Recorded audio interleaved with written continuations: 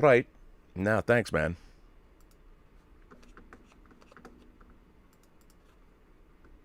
Greetings, imagination connoisseurs. Once again, it is I, your Duke of Dope Discourse, Robert Meyer Burnett, and I invite you to watch and listen to the Designing Hollywood podcast, brought to you by Martika Ibarra and the great, legendary Hollywood costume designer, Marilyn Vance. I am afforded the wonderful opportunity of co-hosting the show. If you are interested in the magic of Hollywood, the design of Hollywood, the clothes of Hollywood, watch the Designing Hollywood podcast, available wherever you get your podcasts from, or find the video version on YouTube. That's right, the Designing Hollywood podcast. Why would you ever want to miss it? Especially if you love the movies. Tango Shalom is now available on all VOD major platforms. I think we messed that up. Video on demand, or as they say in the trade, VOD. VOD. Tango Shalom is now available on all VOD platforms, which means video on demand. look how you know. You must be a high school graduate. I'm a college graduate. Really? Yes. I got an honorary degree from Hofstra. Did you get an honorary degree? No, I got a degree. Oh, well, I got honorary. You know, I'm in the Jewish Museum. What for?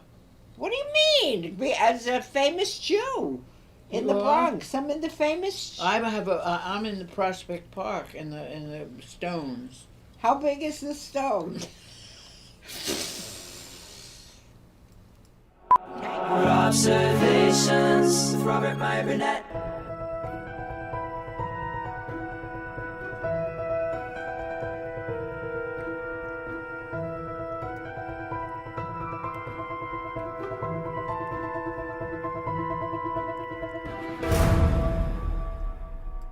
Well, greetings, imagination connoisseurs. Once again, it is I, your Duke of Dope Discourse, your master of fun and wonder, your viceroy of verisimilitude, your evangelist of the imagination, and, of course, the still undefined existential Mr. Rogers. That's right, me, Robert Meyer Burnett. And I'm, of course, Robcasting you imagination connoisseurs, you members of this, the Post-Geek Singularity community. This is Robservations, episode number 759. Remember, the 5th of November, the gunpowder, treason, and plot. You know that. No, you don't, because you don't know what Guy Fawkes Day is. No, I'm kidding. I have UK viewers that do. If you haven't read Alan Moore's superlative V for Vendetta or seen the very respectable adaptation, today is the day to either read or watch it, because it is Guy Fawkes Day, and they're having a million mask mandate march that police and Londoners were clashing in London. So there you go. It's hundreds of years later, and no one's forgotten the gunpowder, treason, and plot. So that's pretty cool. Today is a very special day, ladies and gentlemen. We are going to celebrate, or maybe some people will cry into their cereal, about the release of The Eternals. And I have a very special guest I want to bring on first, because the man is a wizard. He's a wizard. Why is he a wizard? Because he is the comic doctor. He is Kevin, the comic doctor. He has YouTube shows. What does Kevin do? What does a comic doctor do? Well, a comic doctor takes your comic books and makes them better, resuscitates them, revives them, brings them back to life so they're more valuable than ever before. And of course, it makes all kinds of sense that a man who does this kind of miraculous work would live above us in America's hat. Canada. He's a Canuck. He's a member of Alpha Flight. Kevin, the comic doctor. Kevin, welcome to Robservations. Holy, I feel so important, Rob. Kevin, you are important. Thank you. Thank you. I mean, you're somebody I've gotten to know. You're definitely a member of the Post-Geek Singularity community. You're an imagination connoisseur par excellence. You restore cars. You love comics. You love pop culture, toys. You're also an educator, a father, a husband, and you're a Canadian, which means you're one of the nicest people on the planet Earth. Well, we but try to be. I mean, we got to know each other because, well, first of all, I often talk on the show about slabbing your comics. and a lot of people don't know what that is. What is, Kevin? Could you explain to the folks at home, what does it mean to slab a comic? Who does it? Why do they do it? What is it? What does it all mean, Kevin? Fill us in. Well, I will, Rob. Again, thanks for having me. Very excited to be here. Yeah, slabbing comics. It's not a new thing, actually. It's been around for many, many years, probably since the early 90s, where I guess comic collectors wanted to have their comic books impartially graded, you know? And so this company known as CGC, the Comics Guarantee Company, started slabbing comics. And this is what a slab is right here. This is my copy of X-Men #1. This comic has been slabbed. Now that is a slab. That's a slab comic. Take us through the slab. What is it? What is it all? Show us the. So basically, the comic has been, and by the way, the slab has changed over the years. I mean, they've had about three different designs, essentially, but this is their newest design right here. It's a very sturdy acrylic case. The comic has been, they call it encapsulated, right? And the comic's actually inside an inner sleeve. Inside the slab, there's an inner, almost like a Mylar sleeve that's been sealed. And then that sleeve is put inside acrylic and then sealed again. And so your book has been, I guess you could say, protected. It's vacuum sealed, right? I don't know, I wouldn't say vacuum sealed. No, I wouldn't say vacuum sealed, but it is sealed. And the most important part of this, though, is this right here, the grade. Because that grade will tell you whether or not your book is worth this much money or that much money. And that's out of 10, right? Yeah, that's out of 10. That's out of 10. I don't think there is such a thing as an X-Men #1 and a 10. I think the highest grade, I think there's a 9.8 out there somewhere, 9.6 for sure. But a book like this in a 4.5 is probably worth, I haven't checked the prices on this lately. This is probably about a $15,000 book right here, give or take. And so 15 grand is in your hand right there. Now, let me ask you this. Our boy Scotty, our friend Scotty, who's also a fellow Canadian, asks, is it waterproof? No, I wouldn't say it's waterproof. I wouldn't submerge this in water. No, it is not. But again, I mean, when you start, obviously comic books have become very, very collectible over the last several years. The values have gone crazy. Having a company that can actually, tell you impartially what the grade is a difference between thousands and thousands of dollars, especially if you're, buying and selling these books. I do not recommend people go out to a store and buy a raw copy of X-Men #1. I just don't, unless you really know what to look for, because you could be in for a whole bunch of trouble if you buy a book for thousands of dollars and it hasn't been inspected and graded like this book has been. There are a few companies that offer slabbing, but CGC is the industry standard. It is. So. Now, one of the things I wanted to do was I wanted to take people through. I wanted to show some images of. Now, you're the comic doctor. That's me. So if somebody sends you a book, and it's take us through, Kevin. What does a comic doctor do? Well, a comic doctor, what I do is I do two things here. I'm an authorized CGC dealer, so I'm on their website. I'm on CGC's website. If you go to Canada, look me up. I'm there. I'm authorized to send books to CGC on behalf of clients to have their books graded. That's one thing. That's actually a very large part of my business. The other part of my business is preparing the books to go to CGC. Oftentimes, collections have been sitting around for a while. They've been moved from house to house or from location to location. Sometimes books have been damaged in transportation, what have you. And those books come to me, and I resuscitate them, I guess you could say. I make them look a little bit better than they are. Because when they go to CGC, they're going to grade them. And you want to make sure that when the books go to CGC, they're the best looking they can be at that time. Okay, grading them. You got to take us. What does that mean? Like you clean? You've told me you clean, and then you resuscitate books. What does that mean?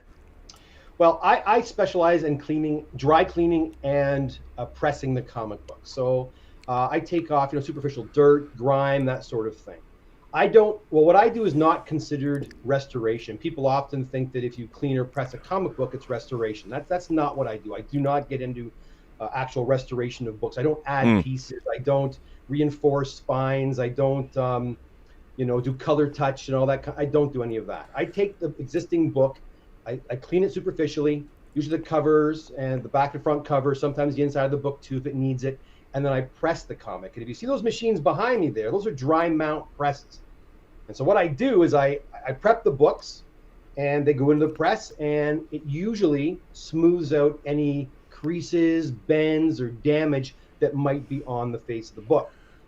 Prior to putting them in the press, oftentimes I do a little tweaking here and there. Some little secret things I do to make the books press out even nicer. And obviously I also humidify the books oftentimes to relax the fibers in the paper, just so I get I maximize the press. Now I want to show I want to show some examples of this, and I want you to sort of take us through. So the first, you sent me some great images. Thank you for doing that. This first image is the cover. It looks like Teenage Mutant Ninja Turtles. I'm not sure, or Kamiko or something. I don't know what this is. You'll have to tell me what the book is. But if you look at the image on the left, you can see. Now this is a cover. You can see that there's a dent in the cover, and that I would imagine post Comic Doctor treatment, that dent is gone. There's no dent. So take us through the process of, first of all, what book is this, and how did you do that? And hang on, wait, let me bring you back. So what book is that, and how'd you do that? Well, you are correct. That is a Mirage first print of Teenage Mutant Ninja Turtles #1. I did that book about 5 or 6 months ago for a client. He had 2 copies, actually, both first print. That one was already graded. And I think I sent you a picture of the before and after of the grade as well of that issue. It was previously graded. I think it was. Yeah, well, hang on. I didn't realize that was it. Let me throw that up. So here is the graded. It was a 5.5. It was already graded. So somebody sent it in. No Comic Doctor treatment. This is really important. No Comic Doctor treatment. And by the way, I'm not here to I'm not advertising for Kevin. I just believe in him. He has the Force. He's the Jedi Knight of comic book prep guys. He doesn't restore things. He's not changing the book at all. He's just taking the book you give him and making it better. So the book he got was a 5.5. It rose to a 7.5, 2 whole points, because he cleaned it and treated it the way he did. So Kevin, tell us. Obviously, what by doing that, so you already got that guy already sent in his #1, his teenage, which is a great book to have. It's never going to go out of style. It's only going to go up in value as more and more people discover the Turtles. But you made it go up 2 full points. What does that mean economically? I think, and again, I'm not like Overstreet right here, my brain, but I mean, I think it went from like a $10,000 book to around a $20,000 book. So it jumped up quite a bit. A lot of people, I mean, pressing and cleaning now, guys, is pretty popular. If you're a comic book collector, you've heard the term, press and clean. And again, I appreciate you putting me on here. I have a YouTube channel where I talk about pressing and cleaning and the whole CGC process. And do I advertise? Sure, people call me and contact me, want me to work on their books, but I can't work on every single book that's out there. I'm just one guy. There are a lot of excellent comic book pressers and cleaners all over North America. But the trick is finding them. They're out there. You just got to find them, okay, guys? Well, since you brought it up, what is your YouTube channel, and where can people find you? Well, you just type in the Comic Doctor, you'll find me. I've got about 900 and almost 950 subscribers now. I'm just close to the 1,000 subscriber mark. And so, yeah, the Comic Doctor, and there I am. I'm also, you can find me on Instagram at Comic Doc, and my website, comicdoctor.com, and you can find me in all those places. But do check out the YouTube channel, because I think, like, the community I'm building, we have a lot of great discussions about CGC and about, experiences we all have with CGC, some good, some bad, and we just discuss it, and we're all learning from it, which is fantastic. Well, I have to say, everybody, I've gotten to know Kevin over the last year and a half or so, and he's a stand-up guy. All of you, his channel's not even monetized because he doesn't have 1,000 subscribers. I would ask everyone to go to his channel right now and subscribe. Put him over the 1,000 mark, and your videos are entertaining and really informative. And as a lifelong comic collector that I am, It's great that you have this channel, and I want to show some more examples of what you do. This is interesting. So we've got a cover of Spider-Man, and as you can see on the left, if you look at the spine, close to the spine, I mean, this is kind of it's a little rough there on the spine there of this Amazing Spider-Man comic. And then as you can see on the right image, after it's been doctored, but in a good way, it looks a lot better. So Kevin, tell us what happened here, and what did you do to this book? Well, that one had a spine roll. You could see the little spine roll there, and it had a bit of fraying going along the spine.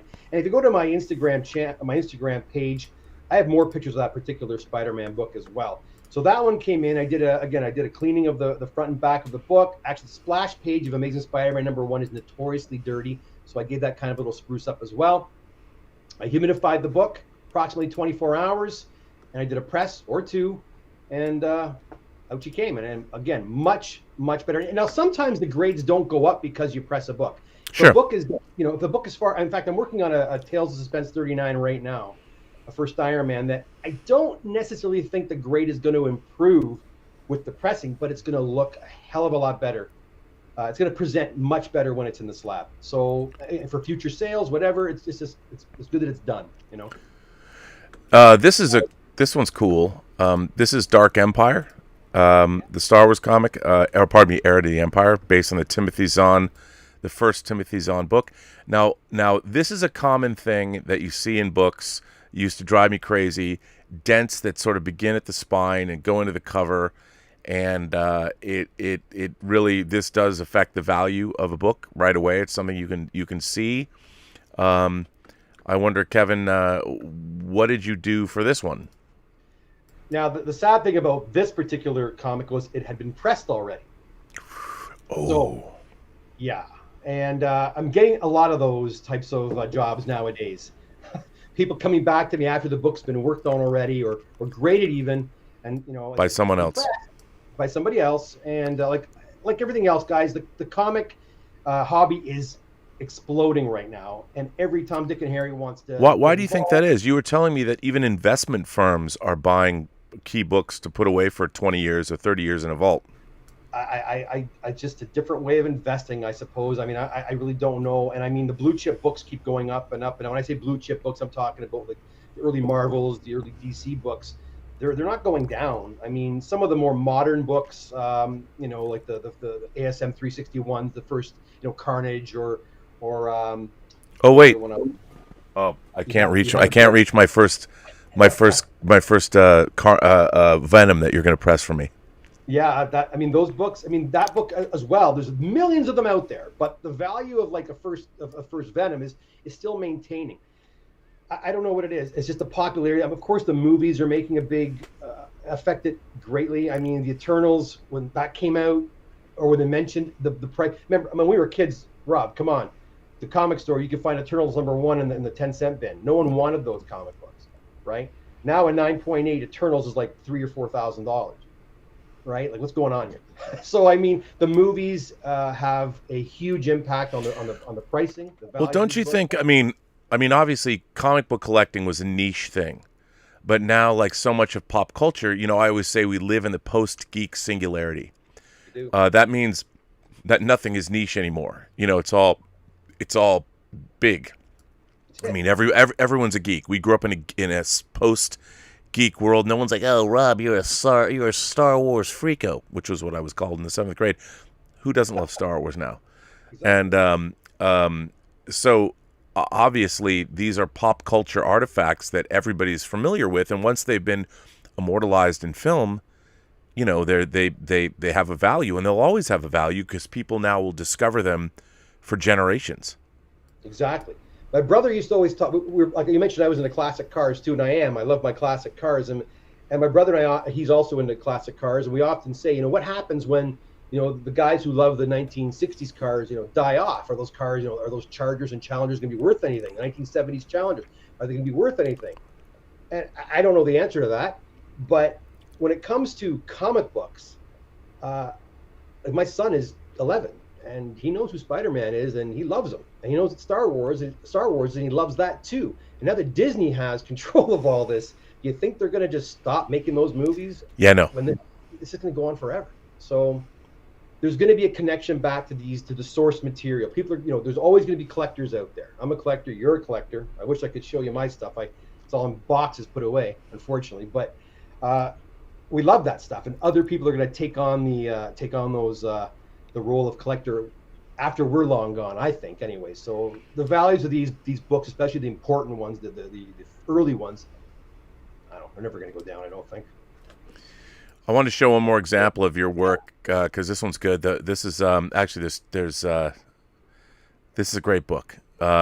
Here's The Punisher.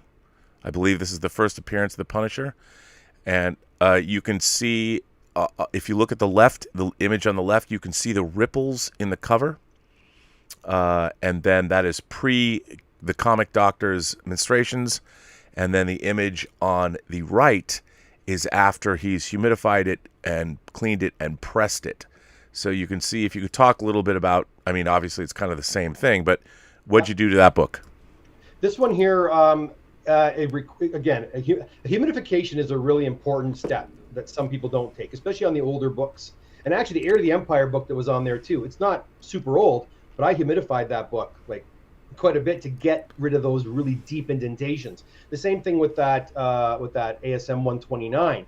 Now I had an ASM 129 last week, a different copy that I had to take the book apart. The book had severe water damage, and if I were to have pressed it, I would have caused actual deep creases. So what I did is I took the staples out. I ASM is Amazing Spider-Man, people. Yeah, oh, sorry guys, sorry about that. I assume everyone, Amazing Spider-Man.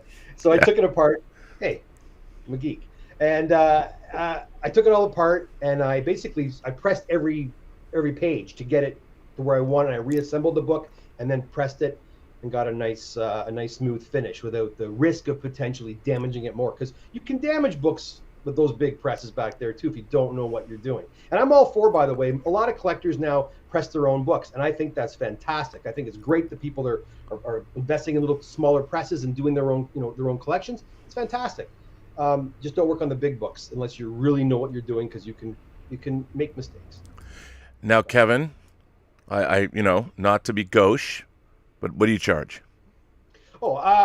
Each press. Now, I charge $25 Canadian, per book, and I tell people that usually is for books that start around $500 and up. Now that being said, I've got guys sending me books worth $15 and they still want them pressed.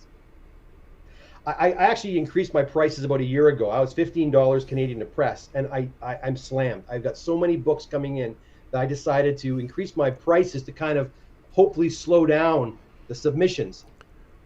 Didn't work. Are you telling me if I send you my Atari Force One, you're not going to press it? Come on, bro. For you, I'm going to press whatever you send. All right. Whatever you send, it's pressed. I mean, because, by the way, I'm probably not going to send you Atari Force 1. I'm actually going to, have my Atari Force. It's 20 issues in an annual or a special. Right. I'm going to get them bound. Yeah, get it bound, sure. No one cares about Atari Force. I think I'm going to get all my Vigilantes bound except one. I'm going to send you my issue 1 of Vigilante because, he's in the Peacemaker series, so his value's going to go up. and as soon as you bound the Atari Force, they're going to announce the movie. Atari Force. #1 worth $10,000. Yeah. Yeah, but you know what? It'll be from Rob Burnett's collection. He had this specifically bound. Yeah. Well, I want to thank you. That's all very interesting. But you offered today is, of course, let's call it Eternals Day. I'm celebrating. For those of you wondering, well, Rob, why aren't you talking about the Eternals? You graciously offered. Now here is a slabbed copy of Eternals #1, Jack Kirby's Eternals 1. Tell us about this book. This book came into my shop actually last week. One of my clients brought it in. He wanted me to sell it. I said, you know what? Sell it to me. I'm going to give it away. And so and then I talked to you. I was going to give it away on my channel, and I thought maybe I'll give you a call and see if you wanted to do it on your channel. And you said, yeah, man, that'd be fun. So that's it. This is Eternals #1, 1976. This one's graded in 8.0 off white to white pages. This is probably worth, actually about 3 months ago, this was around a $500 book. It's actually kind of softened a little bit since then. Now it's around a $250 book. Why do you think it's softened with a movie coming out? You know what? It's not a 9.8. I mean, if it was a 9.8, I think it would have held its value a little more. There are a lot of these books out there. Mm-hmm. There's a lot of these books out there, so they're not hard to come by. But just like your first appearance of Venom and Amazing Spider-Man 300, it's all, you know, it's buzz, you know, who wants it at that time, and perhaps I don't know, maybe the early talks of the movie, people were kind of speculating might not be very good. Maybe that kind of hurt it a little bit too. But I'm liking what I see. The audience scores are looking pretty good on Rotten Tomatoes, so maybe it'll start going back up again. I hope it goes up. Whoever wins this can put it in their collection or put it on their wall if they want to and enjoy it. Well, that's the cool thing about slab books. What I like about them is it turns them into art. You know, I mean, that's what I really like about slabbing books. And my whole problem is the only reason I want to slab my books is to sell them. You know, Bobby needs some more Hot Toys figures. You know what I mean? Yeah. So that's the two things. You either do it to protect and display them, or to sell them, and that's the reason why people get their books graded, generally speaking. I mean, I look at it this way. I have 75 long boxes of comics. I don't have a lot of Golden Age or Bronze Age. I mean, it's all modern stuff. But I do have some key issues, you know, that obviously talking to you about them and for a long time and things that I want. And there are books like my Moon Knight, the first 30 issues of Moon Knight that were drawn by Bill Sienkiewicz. I love those covers, and I'd love to get like all 30 Moon Knights, so I'd have a Moon Knight bathroom at one point, where all the Moon Knight comics are in the bathroom or something, slabbed. There wouldn't be a shower in that bathroom. I was going to say that. Don't put a shower in there. No. Yeah, two-piece bathroom. That's fine. No. So anyway, so you have offered to give away, to celebrate Eternals, the release of the Eternals, the first day it's out in theaters, to give it away. And Yes. which is pretty dope. That's why I would ask everybody watching now, please go and subscribe to the Comic Doctor on YouTube. That's about all I can offer in terms of recompense. But so we talked about you sent me, we're going to ask a trivia question. Yes. And, you know, you asked me, it was a good question that you sent in, Inker, those kinds of things. But then people just Google that. They're going to Google anything. But so moderators, I would ask you to look, because we got Louise X Sparrow and Justin Toner. I consider Louise and Justin, they're kind of like the Green Berets, the special forces of moderators for this channel. That's good. Perfect. So we got them. We're gonna look out for this, guys. You gotta look out and look out for this. So we are going to. Here we go. We're gonna give it away. So here's the question. There's two parts to this question. This is a Jack Kirby question. Jack King Kirby. Jack King Kirby spent his early career working at a famous animation studio that did very famous animated films about another DC character.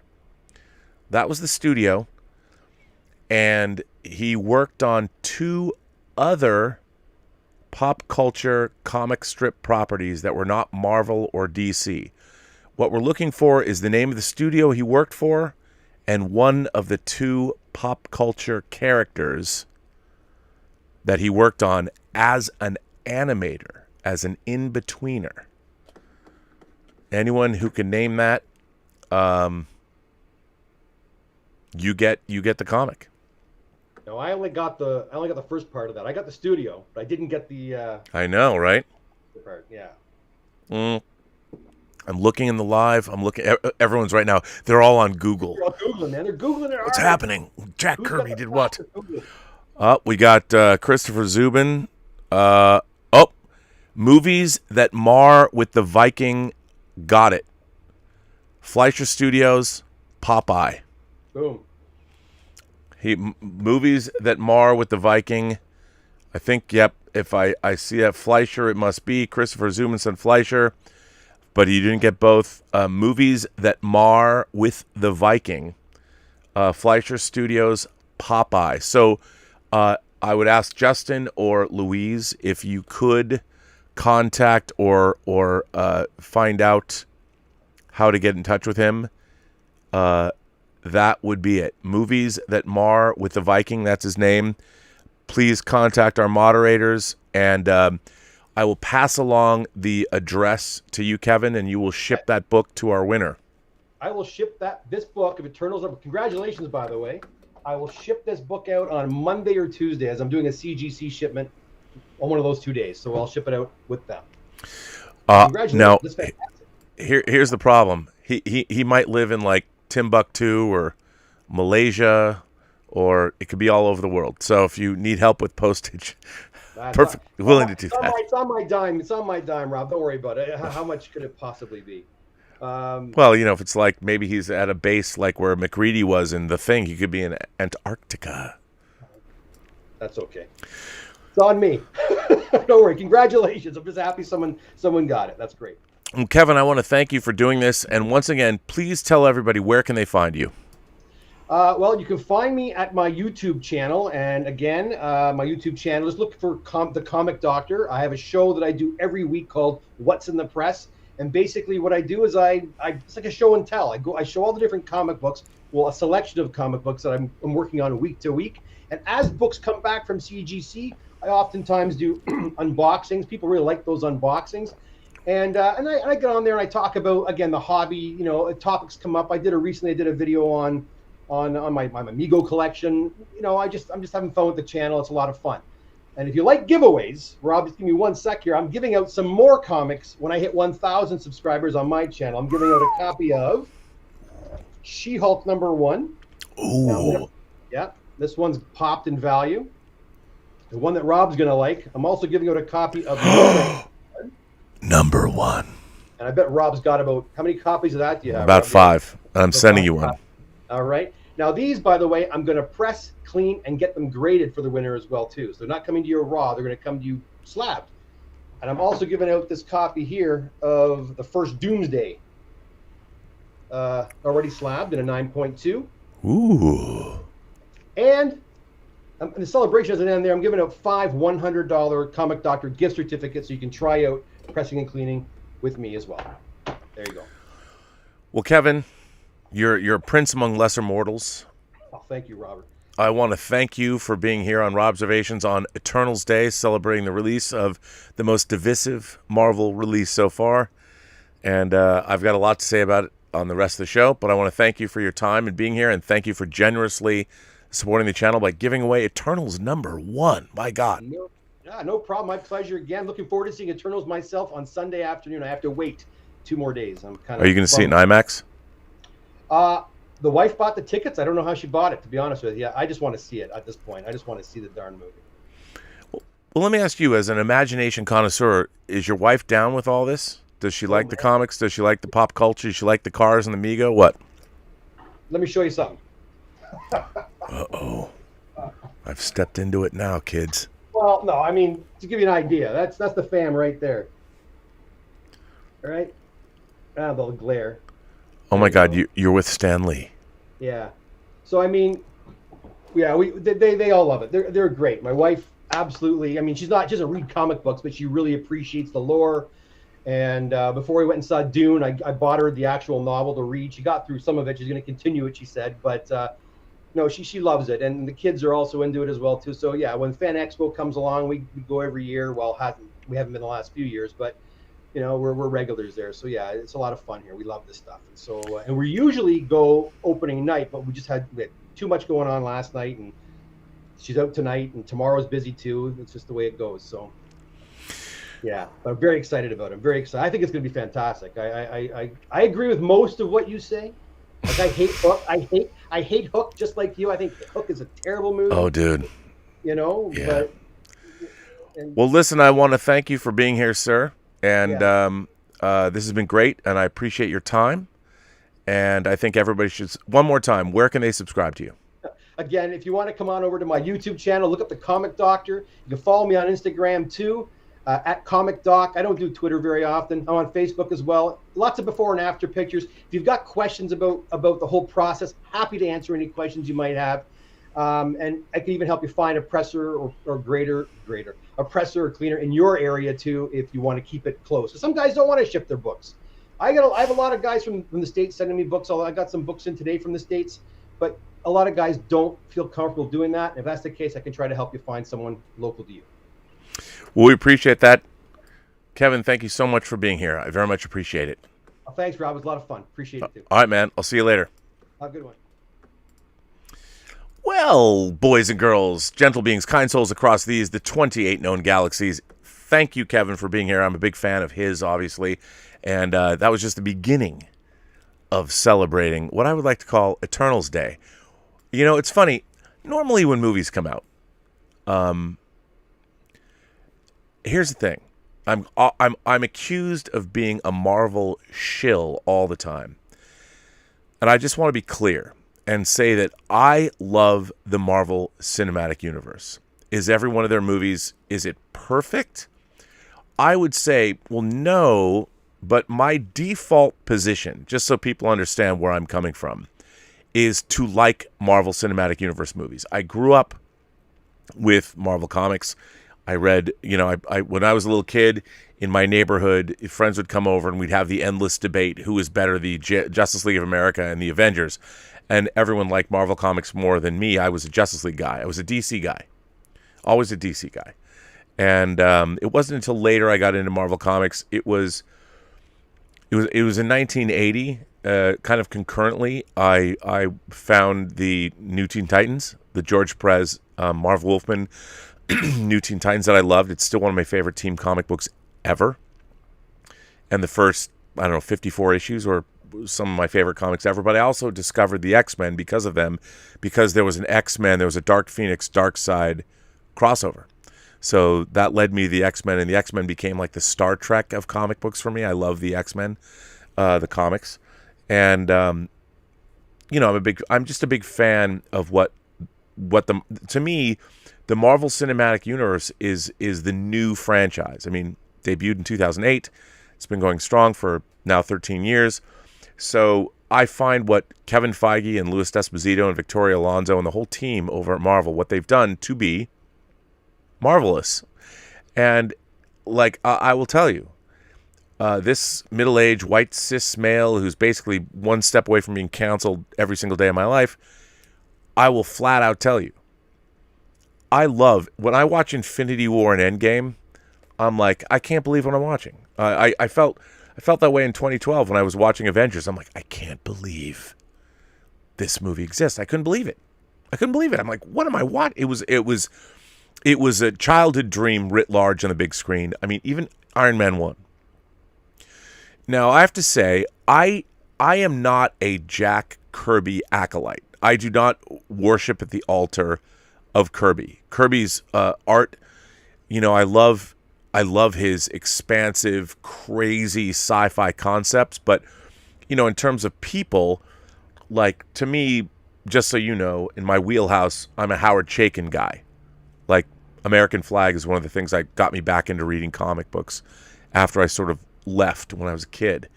I mean, I love Bill Sienkiewicz. When he went on to New Mutants from Moon Knight, a lot of people are like, what the hell is this? It's not like a Dave Cockrum thing or a Paul Smith. What is this?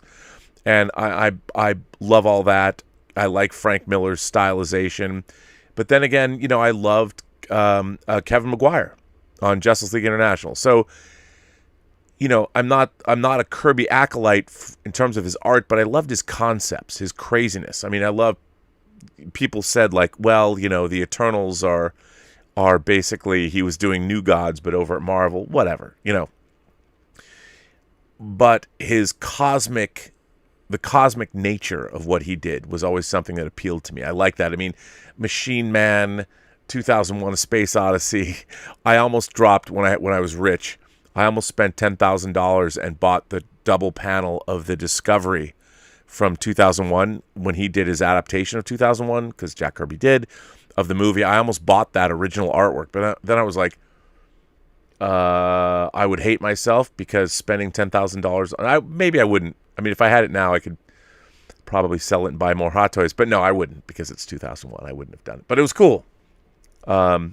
I'm not in that position these days. But anyway, so here's the thing about Eternals. I went into watching Eternals, and I feel like I have to like defend myself. I'm just flat out say it. I really like the Eternals. And as a science fiction film fan, somebody that read all kinds of books about ancient astronauts and UFOs when I was a kid, the whole idea, the cosmology of it all, I've already talked about it on this channel, I really liked. And people have said, well, Rob, it kind of rips off the Earth X miniseries. I've got this great graffiti designs of version of the Earth X graphic novel. And I actually have the omnibus as well, but it comes in this great Machine Man, another Kirby creation, like plastic container. So I was predisposed to already enjoying Eternals. And I will flat out say, tonight, by the way, on Midnight Metal, Lal and myself will be doing a balls deep examination, kind of like Icarus and Circe. We're going to be doing a full examination of the movie, talking about the good, the bad, the things we love, the things we didn't love. I want to say, if you haven't watched it yet, I was on Midnight's Edge the other day on their morning show. I had an opening of the work that I've been doing. By the way, people have been asking me, why haven't I been on John Campion's show? Totally work-related. That's all it is. New project. Can't talk about it yet. But it's been, it's always been in flux. It's been all day, every day. So there's nothing nefarious there. But I was able to jump on. They asked me to come on because Andre had seen the movie. So Andre and I had, I think, a spirited, very worthwhile debate about Eternals. And I stand by it. Is it a perfect movie? Don't know. As I've said, I think movies are inherently, they do have an objective goodness or badness to them. I think that what I really enjoyed about Eternals was how interesting I found it. I was thoroughly entertained the whole time. And all I knew was that it was going to be different from the standard Marvel fare, but I was looking for the cosmology from it. What did it all mean? Who are the Eternals? What are they? What is the moral and ethical implications in what was going on? And I was very satisfied. I found it very intriguing. Now, upon hindsight, there's a lot of things that I have questions about, but I stand by my first review. I love the film. I said to people, if Eternals, I thought like Prometheus, my one of the things people are like, what does that mean, Rob? I said Prometheus Eternals was like Ridley Scott's Prometheus if Prometheus was all about the engineer's point of view. And what I meant by that was, in Prometheus, you see that these engineers have been involved in ancient Earth civilizations. They were on cave paintings, and presumably they didn't just start life or engineer life or whatever they're doing, but their presence was felt on Earth for a long time. And the Eternals is kind of that way, and it's from their perspective. It's from the engineer's perspective. And Andre made a really interesting point about the movie, that the Eternals, even though they can't necessarily interfere, they can interact. And their job is to sort of push human civilization along. And one of the things I said when I was talking to Andre, I said, Gene Roddenberry, who created Star Trek, was upset when people would say, well, ancient astronauts built the pyramids. Roddenberry would say, no, human beings built the pyramids because human beings are awesome. Now, the Eternals doesn't come out and say, well, their technology allowed. No. But Andre was like, he didn't like the idea that the Eternals' presence here has pushed along humanity because that took agency away from human beings. And I'm like, well, we still had to come up with the ideas. I never got the idea from the movie that the Eternals like, here, build this. It was just maybe we suggested changes or something. I said, I'm not an Eternal. No, I'm just kidding. I'm really not. But anyway, so, I like the movie. But now let's look. I find the fan reaction to this film. I've been very following the Marvel Phase 4. There's been a lot of divisiveness amongst the fan base. A lot of people don't like it. WandaVision, everyone expected there to be revelations. It's Mephisto. And then Falcon Winter Soldier, it didn't float everyone's boat. So the Phase 4 of Marvel has been very mixed with people. A lot of people didn't like Shang-Chi. I loved it. People didn't like Loki because it's so out there. But the thing is, if they just kept doing the same thing, I don't know if people would like it either. I will say this. I think Phase 4 with Marvel has been very hit and miss, even within the individual movies. Like Black Widow, love the first hour, love Florence Pugh, love the character of Yelena. Then it turned into your standard, we have to have a Russian version of a helicarrier or whatever. And I understand that, but to me, if it wasn't part of the MCU, which took us to the highs of Infinity War and Endgame, and then within that, you have, of course, Winter Soldier, or if you like the humor and the Kirbiness of Ragnarok, you know, it's a very high bar. We're talking at the highest of the high. So when you go down, like, to me, Black Widow was a better movie than, say, Man with a Golden Gun, because there's now 25 Bond films. Eternals is the 27th.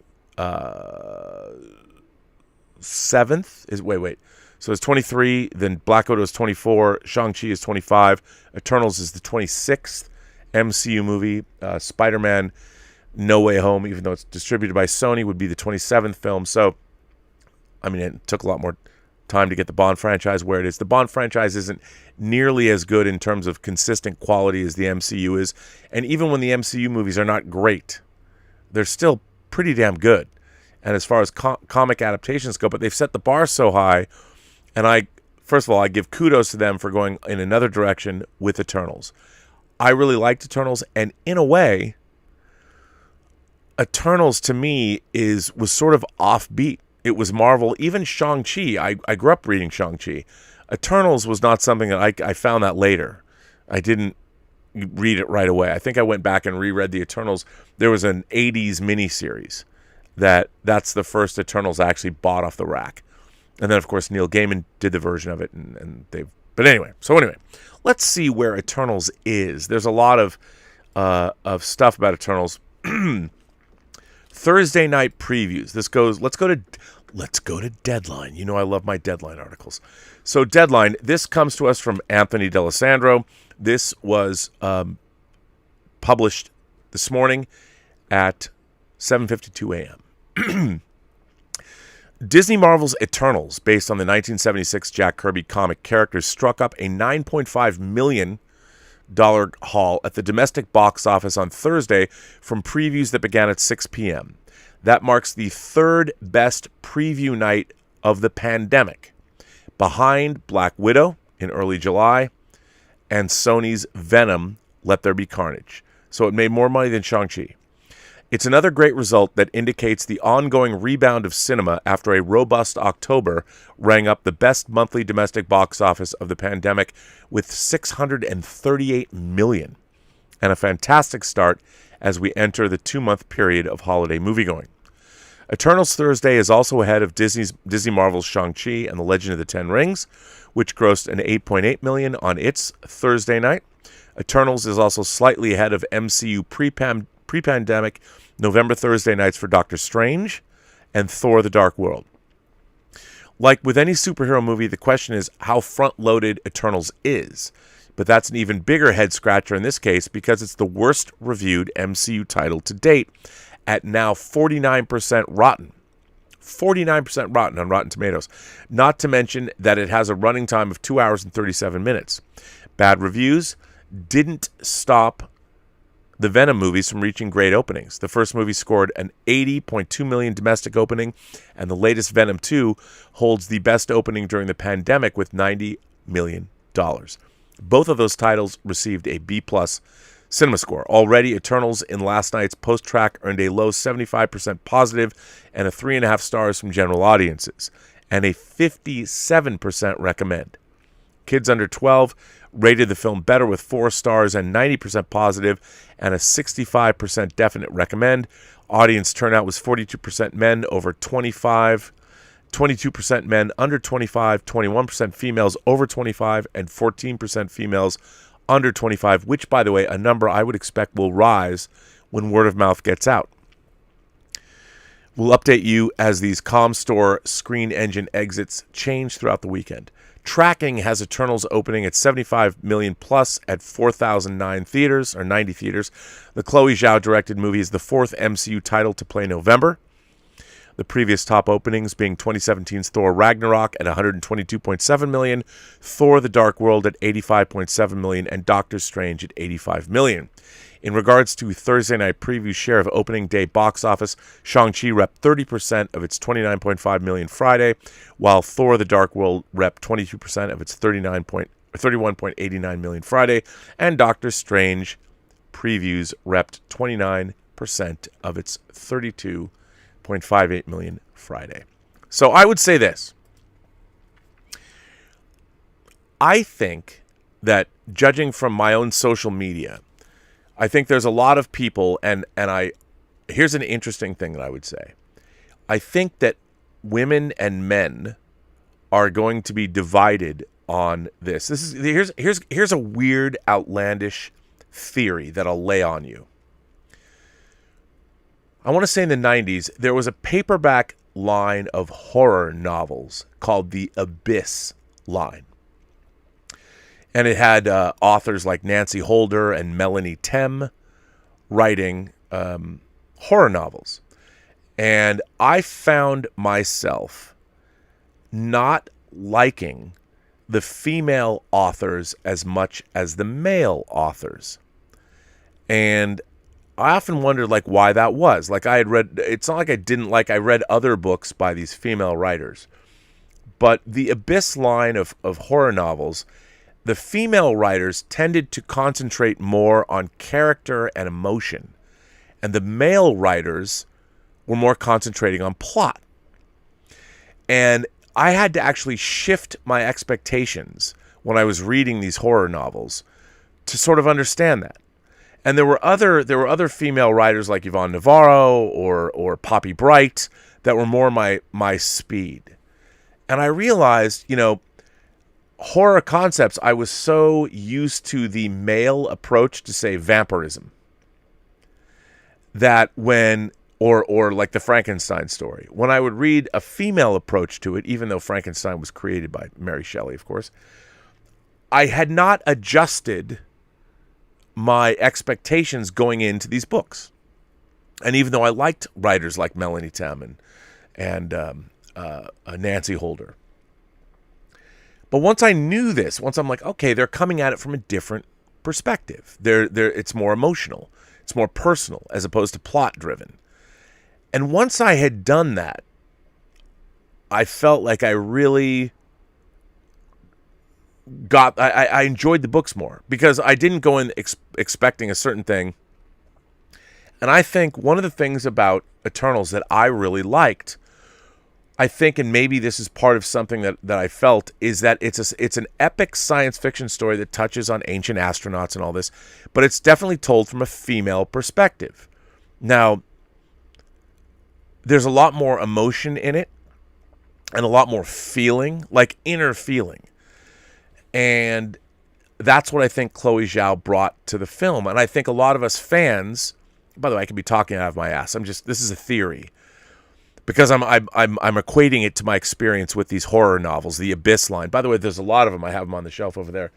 A lot of the Abyss line. It doesn't exist anymore, but it was an interesting experiment, and I didn't love it all. I wanted to love the Abyss line more than I did, but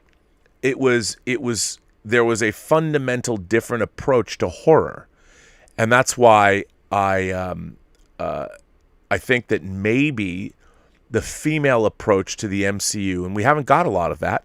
There hasn't been a lot of female directors working in the MCU, much less Oscar-winning. And to me, for whatever reason, I wanted to see the Chloe Zhao version of the Marvel Cinematic Universe. And for me, it ticked a lot of boxes of things I'm just interested in personally. And I think a lot of people maybe feel the way I did, although Andre brought up a lot of great points. I think our debate was really great. So there's a lot of people. I cannot wait. Tonight on Midnight Metal, and Lael and I are going to talk about Eternals from many different directions. So I can't wait. We're going to do a deep dive spoiler discussion. on the film. But I would encourage everyone to see it and make up your own mind about it. So let's see. There is another article I wanted to share with you. And here is the article. This article, Eternals strikes lightning with $100 million promo partner campaign. The best for the MCU during the pandemic. This was published at noon by Anthony D'Alessandro. Among film distribution executives in town, there's a saying about Disney's theatrical releases, in particular their Marvel titles, that they're, quote, 5 quad movies. We've heard about 4 quad movies. What's a 5 quad movie? What does that mean? Essentially, the Marvel Cinematic Universe titles are known to over-index and perform well beyond the norms of a regular 4-quadrant demographic tentpole, which is aimed at male and females over and under 25. All the more reason with an IP such as Eternals, which is poised to appeal to a diverse range of moviegoers with a projected global opening weekend of 150 million, that Disney reaches all points of the galaxy with their promotional partner campaign. In the case of Eternals, Disney has secured $100 million in global marketing support from bespoke brands, higher than that of Black Widow and Shang-Chi and the Legend of the Ten Rings, and also pre-pandemic MCU titles like 2017's Guardians of the Galaxy 2, which brought in $80 million worth of advertiser support. The biggest brand blitz ever racked up by a Marvel movie belongs to Sony's Spider-Man Far From Home, which touted $288 million in 2019 media value. What they're talking about is companies that will co-brand with Disney. Like that, is it an Audi? I don't even remember. But there's the car commercial with Kingo driving, Kumail Nanjiani. But so they will give Disney money to co-brand or do a co-production or put the Eternals with a brand. Like Pepsi and Superman Returns. I did a lot of work for that. As Stan Lee said, Marvel has always been and always will be a reflection of the world outside our window, says Disney's Senior Vice President of Partnership Marketing, Mindy Hamilton. I know that's something our filmmakers do, and it's also something we do from a strategic standpoint on partnerships. We want to appeal to all audiences, including multicultural fans. Already, I spot estimates that Eternals' 15.5 million TV spend campaign has had a reach of 1.21 billion impressions, besting the ad spend and reach of Shang-Chi and the Legend of the Ten Rings, respectively at 10.9 million and 1.18 billion, and the 1 billion audience impressions drawn by Black Widow.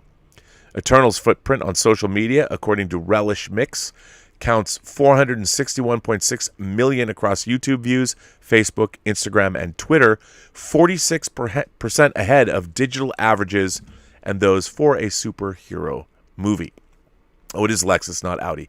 At the top of Disney's promotional partner cake is Lexus, who for the second time is teaming with Marvel after 2018's Black Panther as the studio's exclusive automotive partner. In early October, Lexus debuted the marketing campaign Parking Spot, a two and a half minute spot directed by Avengers filmmakers Joe and Anthony Russo and starring Eternals' Kumail Nanjiani, who plays the god Kingo in the film.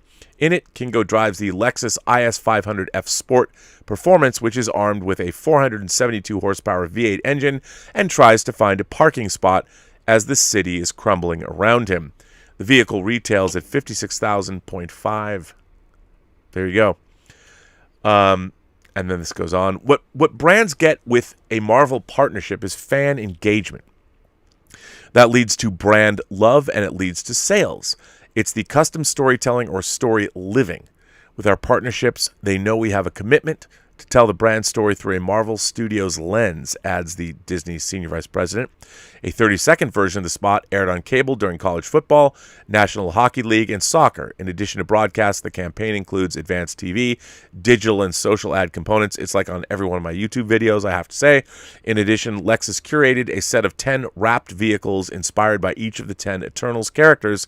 The cars were featured in a procession down Hollywood Boulevard, where Lexus was an official world premiere and live stream sponsor on October 18th. Program extensions included Lexus's title sponsorship of the Esports Awards and activation with Close online shopping site 100 Thieves.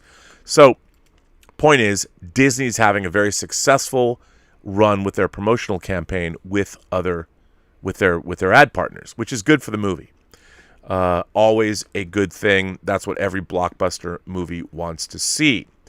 Now, how is Eternals doing in foreign markets? This is the third part of today's little look at where Eternals is at. Eternals rises to $20 million across 2 days overseas, outpacing Shang-Chi and Black Widow international box office.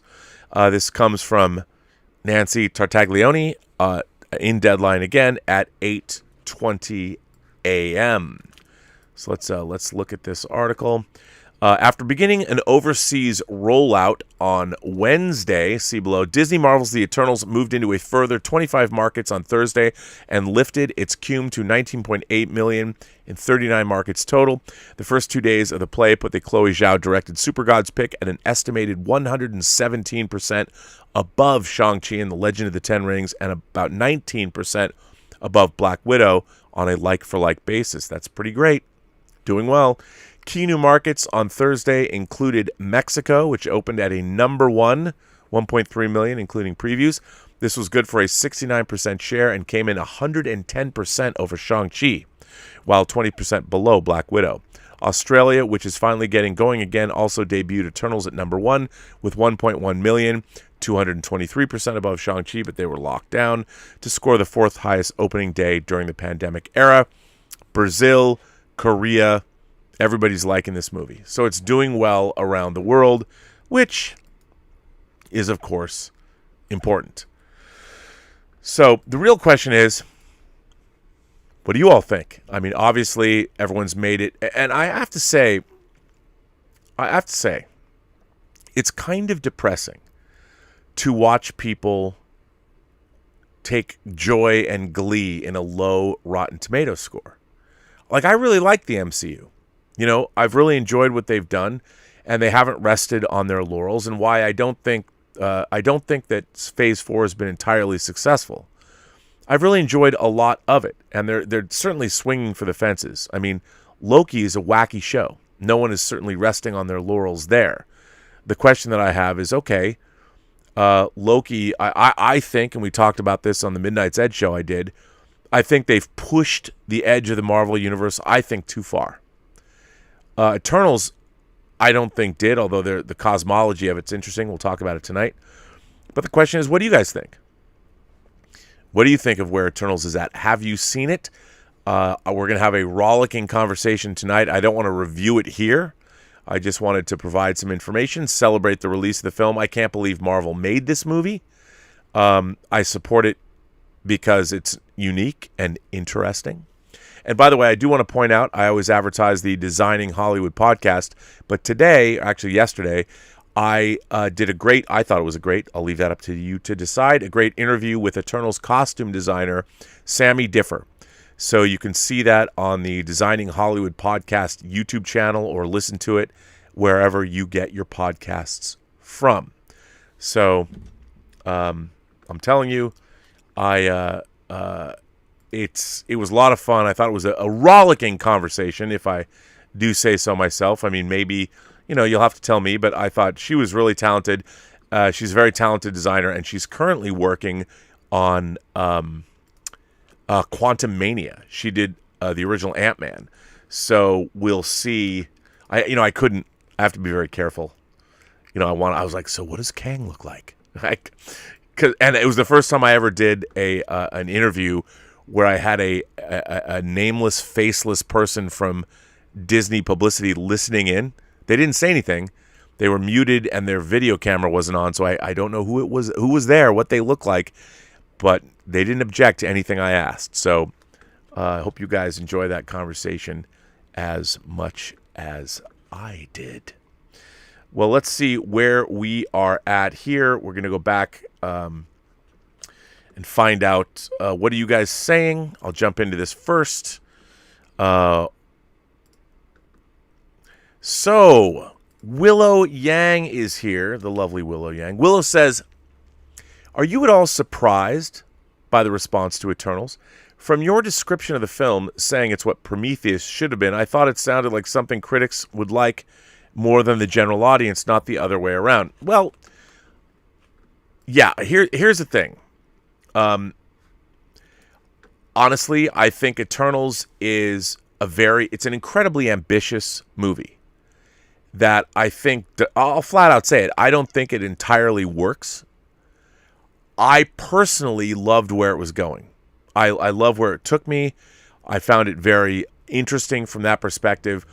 I do think I think we're in the midst of a backlash. I think that there is a fan backlash against Marvel that is a byproduct of a lot of other pop culture properties that have been, say, infected or permeated by this weird, bizarre... I mean, I've talked about this for so long. Anyone who watches this channel knows that I don't believe you should ever put your universe or your politics or your agenda before your characters and stories. And in our pop culture lately, our big franchises, whether it's Star Wars with Rise of Skywalker or Doctor Who or Star Trek with, weirdly, the most segregated science fiction show ever made, which I don't understand, but bizarre, and then Picard that's just dunderheaded and stupid, we've seen these these franchises that we all love be destroyed by horrible writing. The technical expertise is still there. The acting is still there. The writing is terrible. And I think that Marvel is they're dipping into their comic books, but maybe they've pushed the universe a little too far. I mean, WandaVision, Loki, Eternals, you're stretching, even in the Marvel Cinematic Universe, you're stretching credulity with your audience. Or maybe because I'm an easy lay for this kind of thing, I'm liking it, so I'm not as critical because I like the Marvel Cinematic Universe. I'm really enjoying it, even when, like, to me, Loki was bonkers. If you really think about where Loki was going, but Loki took the Marvel Cinematic Universe way out into the wacky stratosphere. And I think that a lot of people, one of the great things about the Marvel Cinematic Universe is it's made us believe. You believe in those characters. Like I always said to people, how are they going to make Iron Man, Captain America, and Thor work in the same universe? How are they going to do that? Well, they did. It worked. Loki, the series, I'm talking about the series with the Time Variance Authority, you've gone into complete comic book fantasy land. And I really think and I was talking about, again, with Andre on Midnight's Edge about this, I think it pushed the universe too far. And what they've done is they've embraced the comic book nature of it all, but I do think they've gone too far, and I think even Eternals, with the cosmology, as much as I liked it, might have gone a little bit too far. And that's what people are responding to. It's just, and they're responding to the fact that it's not as focused, and people don't know what it is, and the idea, and I'll say this, I think Eternals is at war with itself. You know, the Eternals are fighting the Deviants, but because the Deviants are just, they're just animals, really. So they're apex predators that eat people. So the problem, I think the big problem with Eternals is the Deviants as a threat are not an intellectual threat. Even in the comics, they were characters. The Deviants were characters. They weren't just animals to be destroyed. I think that was a huge problem with Eternals. But again, I don't want to get into it. And then, of course, we see the evolution of an Eternal, or a Deviant in the movie, which makes it a little bit more interesting. But again, they're just I honestly think that is the biggest problem with Eternals, is that your antagonists are just wild animals, essentially, until one of them's not. And you're at whereas the in the comics it was different. I mean, I don't want to spoil anything. That maybe I've said too much. But anyway. So Willow, that's kind of why I was thinking about that. Tom Jr. Jackson says, "Do you know why your audio and video is out of sync?" No idea. Is it? Is it still out of sync? I don't know why. That's odd. Is it? Well, I guess I'll find out. Is it out of sync? Am I still out of sync? I don't know. I hope not. I hope it got back into sync. 32 flavors of Nick Weiser.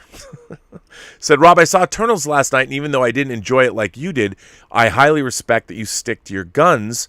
You're a man of conviction. Oh, yeah. Look, I will never compromise what I think about something to curry favor with anybody. I am not a shill. You can't buy my opinion. By the way, you can. If you want to send lots of money my way, you can. Or if Hot Toys, you want to send me free samples, you could buy my opinion. You could. Maybe not. Jeff Yerke is here. Hello, Jeff. How are you? Jeff says, hi, Rob. Greetings from Northern California. Busy. Mostly back at work now as we approach peak holidays. That's great. I'm glad your back is feeling better. Mrs. Y sends her love as always. Regarding Dune, I have to admit we were bored to tears. Looked great, though. Live long and prosper. The Yerk Man. Well, I'm sorry about that. But I can understand. Did you see it in the theater, though? 1/6 Scale Man said, and you'll be seeing 1/6 Scale Man later. Kevin, I need to subscribe to your channel. My guy, support all around for fellow comic book enthusiasts. Of course, and Kevin's a good egg. I highly recommend him. Matt Guillemet says, just because someone stumbles and loses their path doesn't mean they are lost forever. Who said this? Yes, I'm testing your nerd level. Oh, man, I don't. It's hard, man. It's hard to focus because I'm on a live show. I don't know. But you know what? I'm going to find out right now. And I will tell you. Because you know why? We have the internet. This newfangled contraption called the internet. And I'm going to find out. And maybe my nerd cred. I mean, it's amazing. People are always testing me. I'm like, I don't know. How am I supposed to know? So here, I'll tell you just because, hang on, now apparently the internet is going to fail me. Oh, it's from X-Men Days of Future Past. Charles Xavier. There you go. Hey, look, I didn't do the DVD for that one. Right, Brian? But there you go.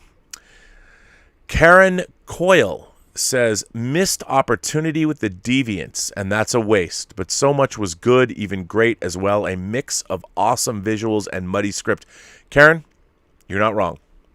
I think the weakest point was the Deviants, and they make this. I mean, the Deviants, if they're just wild animals, there's no philosophy there, and I think that was problematic. Plethoriac, was that Plethoriac? Is that how you pronounce that? Rob, I saw an article promoting Eternals as having MCU's first sex scene, and I wondered if Disney is that worried about its box office to promote sex. I don't think so. Here's the thing. Here's what I don't get.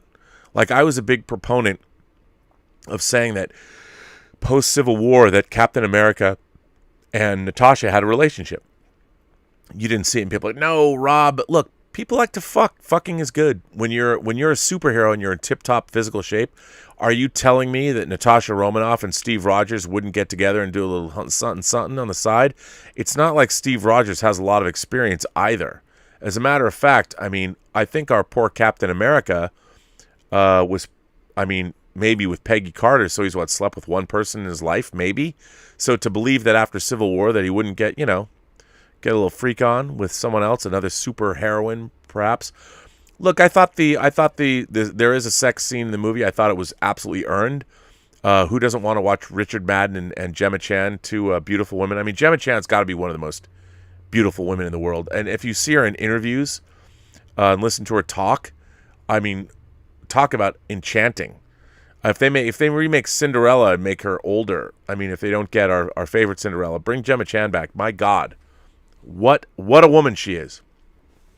Just a Brown Girl Network says, and by the way, shout out to Just a Brown Girl, because she last night, we went to a Producers Guild screening of House of Gucci, and in attendance, Ridley Scott, Lady Gaga, Adam Driver, and Jared Leto, Morbius himself. It was, you know what? I thought the movie was good, not great. I have a lot of problems with the film, but I really enjoyed watching. It's a lot of fun. But the performances, Lady Gaga and Jared Leto, I mean, Jared Leto, unrecognizable, fearless, getting into a fat suit. I mean, let's face it, Jared Leto's a beautiful man. He's a beautiful looking guy. He's a very handsome dude. And to de-handsify himself that way, you got to be pretty damn secure with yourself to go as far as he did. He was great in the film, and it's definitely worth seeing. I think Ridley Scott's films, he's making his movies now very quickly. He's trying to get in as many as he can. I understand it. And sometimes, like, I think the extended version of The Martian is one of my favorite movies maybe ever. And then House of Gucci, which I really, really like, but it was made very quickly. And it came in, I couldn't believe this, according to Ridley himself and the producer, it came in 2 weeks under schedule. They had scheduled it to be shot in a certain amount of time. He finished 2 weeks early. Wow. So Justin Brown Girl says, "Hey Rob, by the way, thanks for last night. So you'll never guess the commercial I saw before your show today. Tom Ford cologne. How do they know? That's creepy, right? Anyway, I hope you got some rest. I am just a brown girl." Well, first of all, I always wear, I love Tom Ford. I wear Tom Ford Black Orchid, not because of the Neil Gaiman comic. I just love Tom Ford Black Orchid. I love that scent.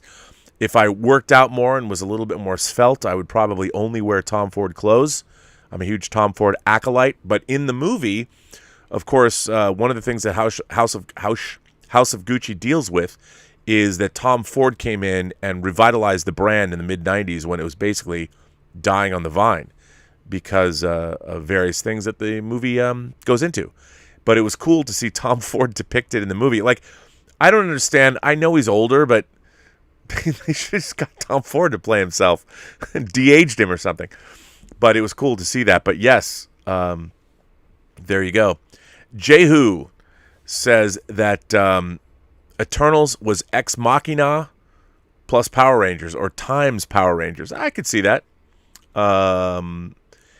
That could be interesting. I think you're not wrong. You're not wrong. I can't say you're wrong there. Some old guy in Hollywood says, "I disagree about the Deviants. They're not the antagonists. The story was about the eternal family dynamic. I really liked it." I agree with you. So did I. And I totally agree.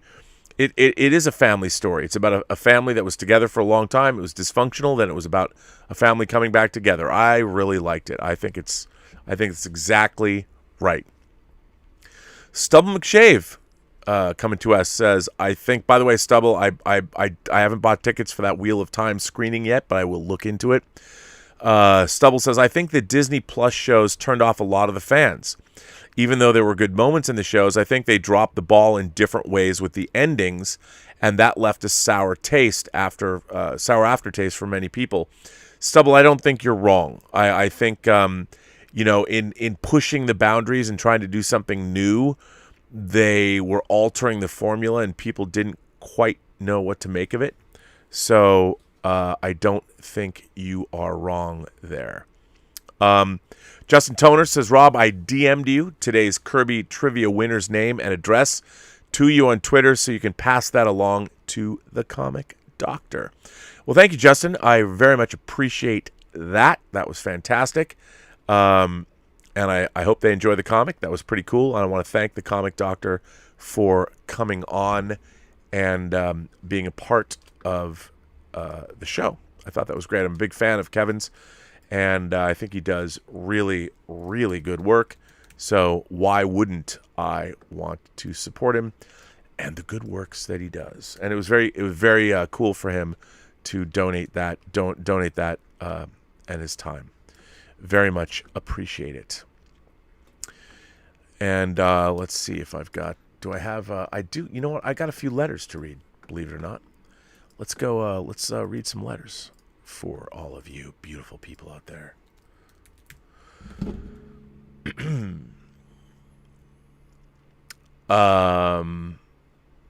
Let me look. Oh, this is a good one. I have another Willow Yang. Okay, so Willow Yang, as we know, Willow has reviewed probably the most notorious episode of Star Trek Voyager there is. You're right. Threshold. This should be fun. Let's take it away, Willow. "Oh, hi, Rob. I'm writing to give my thoughts on Threshold, the rather infamous episode of Voyager that, in addition to bewildering viewers, has apparently inspired one scientist to expose an unscrupulous scientific journal, but we'll get to that later. To give a recap, Tom Paris and Harry Kim, using some new form of dilithium that Voyager has recently discovered, are attempting to develop a method of traveling at warp 10, which is theoretically an infinite velocity that would allow them to occupy every point in the universe simultaneously. And go any place in the wink of an eye. I guess it's kind of similar to the spore drive from your beloved Discovery. Although, didn't the Next Generation's All Good Things mention ships traveling at warp 13? Yes, they did. But that was not a real future. After managing to develop a method that works in their simulations, Paris proceeds to test it out in real life using a shuttle. He successfully reaches warp 10, momentarily disappears from the sensors, and then reappears again, seemingly unharmed. But then he drinks a cup of coffee made by Neelix and falls violently ill. The Doctor discovers that Paris is undergoing rapid evolution, causing him to no longer breathe oxygen, have violent mood swings, grow a second heart, and begin shedding his skin. The Doctor attempts to cure him by destroying the mutant DNA in his cells, but now the mutant Paris escapes, kidnaps Janeway, and flies off in a shuttle.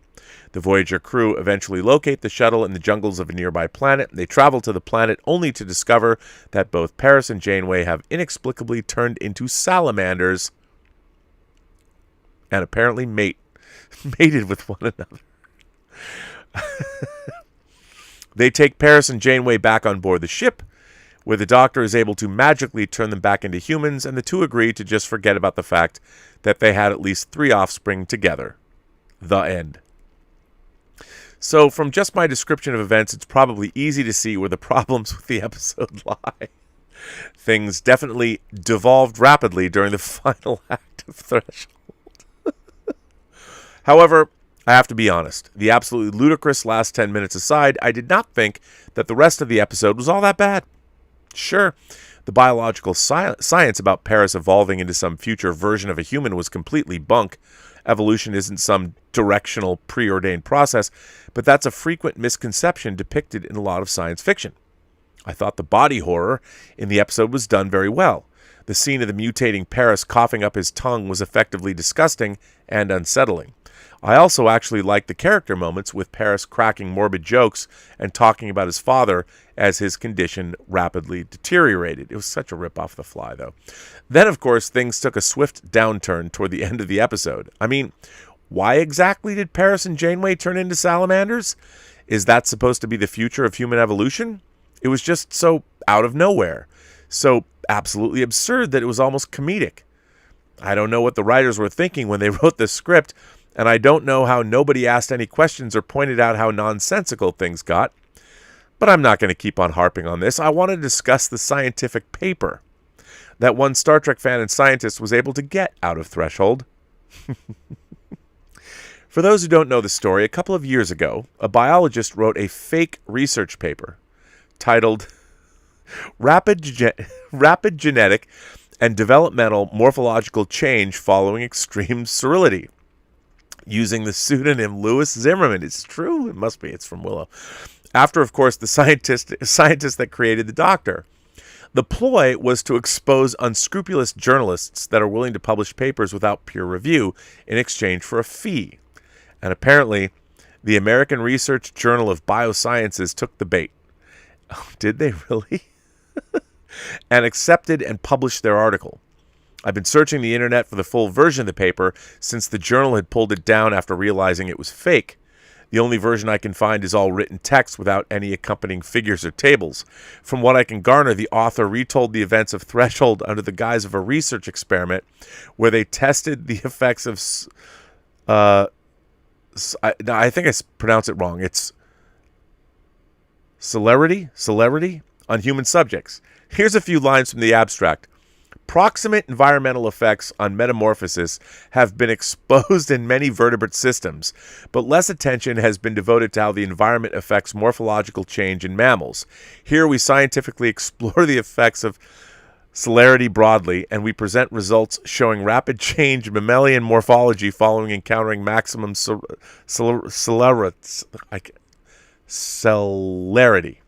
And here are the methods they use to carry out the experiment. This is hilarious that this is real. We employed a replicated design wherein 2 human subjects were exposed to the theoretical maximum celerity, warp 10, and examined physical examinations including non-invasive measures of hypothalamic serum, serotonin, 5-hydroxytryptamine, specifically seeking deviation from the typical range of 101 to 203 milliliters, immediately following exposure and subsequent magnetic resonance imaging and quantification of any alterations in internal structure. MRI measurements were compared across time points using image J.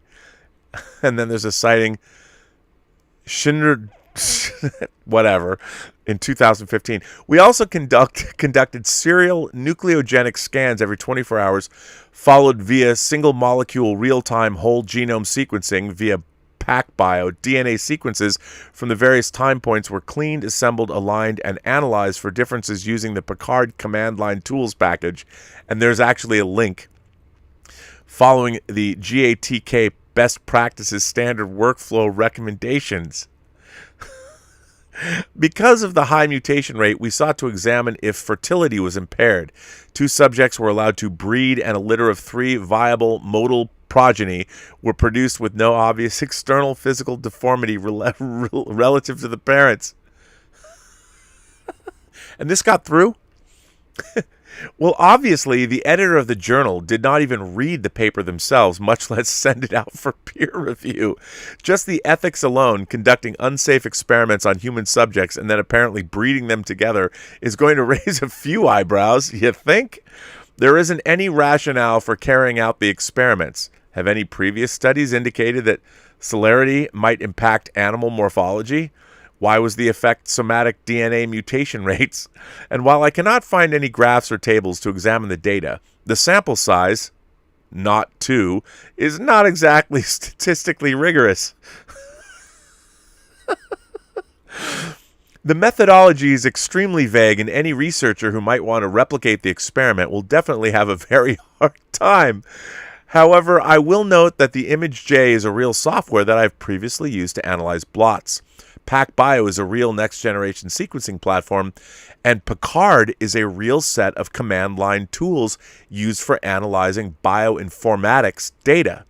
I don't know if it's named after Jean-Luc Picard or not, but it is definitely a clever reference that the author made. In conclusion, Threshold is 3/4 of a mediocre episode and 1/4 what the hell were they thinking? However, it did give one mischievous scientist the idea to write a fake research paper and expose the shady practices of some journals. If nothing else, the episode did, albeit unintentionally, make a contribution to the scientific community. And that is, at least, something. Live long and prosper. Well, if you enjoy Willow Yang's letters, as I do, please, you can go to the Burnettwork.net website and you can read her letters. Look up Willow Talk. She is a delight, and we cherish her around these parts. So there you go. We have another. Michael Preston sends in a super chat, and Michael says, "Hey, Rob, I know this is about Eternals, but I was just wondering, why haven't I seen you on John's show in 3 weeks?" Oh, no, it's only been 2 weeks. Hope all is well. Live long and prosper.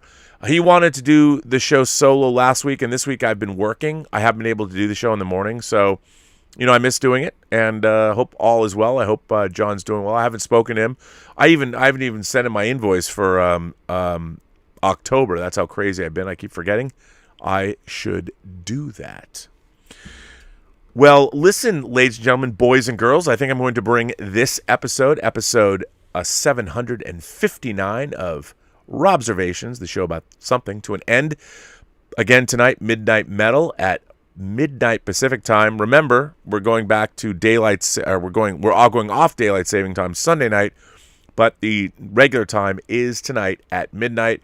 Join and Lael and myself. We will get into everything Eternals. We're going to spoil the hell out of it. So if you haven't seen it yet, maybe you don't want to tune in, or maybe you do want to tune in and join us. Master Swag King Entertainment sends in $2 and says, "Hi, Rob. I always love you. Well, you know what, Master Swing King? I don't remember. I don't. Is this your first time here? I don't remember. Maybe you've been here before. But thank you for the super chat. I love you too. And with that, I'm going to bring an end to this show. I want to say thanks to my Blue Wrenches. Greg Smith is here, the man who began this entire odyssey I'm on. Louise X Sparrow, Justin Toner. I want to thank you all for being here. I want to thank any other Blue Wrenches I might have missed out on. I want to thank Kevin, the comic doctor, for his generous contribution to this episode of Robservations and to the show. I recommend going to find him on all social media, follow him, and if you've got books that you want clean and pressed, he is the man. He will help you out. And on that note, I also want to thank everyone who generously supports this channel through tips and super chats and memberships. Remember, we do not have a member call this week, but we will be back next week. For those of you who sign up to be members on this channel bi-weekly, we have hours-long, rambling calls with all the members who want to come on. You can ask me anything you want. We all get to see each other on these big Zoom calls put on by Roberto Suarez, a longtime member of this channel. So thank you all for that. We'll see you next week if you are a member. And a lot of good things coming down the pike. Obviously, we've started our Squid Game reviews with As We Switch Off. We did episode 2 on this channel this week. And we'll be stepping up the game here. And we're going to finally finish the film festival. I know I've been saying that. You're like, yeah, whatever. Nope, we are. It's going to be great.